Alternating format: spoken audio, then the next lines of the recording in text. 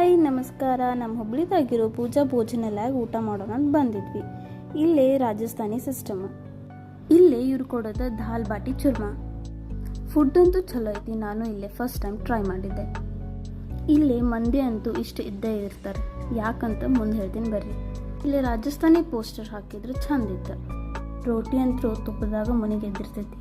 ಇಲ್ಲಿ ನೋಡ್ರಿ, ನಮ್ಮ ದೋಸ್ತಂತರು ತಿನ್ನಕ್ಕೆ ಒದ್ದಾಡಕತ್ತಾರೆ. ಯಾಕಂತಿದ್ದೇನೋ ಹೇಳ್ತೀನಿ ಬರ್ರಿ. ಇಲ್ಲದಾರ ನೋಡ್ರಿ, ಇವರ ಹೋಟೆಲ್ ಓನರ್. ಅವ್ರ ಮನ್ಯಾಗೇನು ಮಂದಿಗೆ ಊಟ ನೀಡ್ದಂಗೆ ಮಾಡ್ತಾರೆ. ಸಾಕು ತಂದು ಹಿಂಗೆ ರೊಟ್ಟಿ ಹಾಕಿ ತುಪ್ಪ ಸುರಿ ಹೋಗ್ಬಿಡ್ತಾರೆ.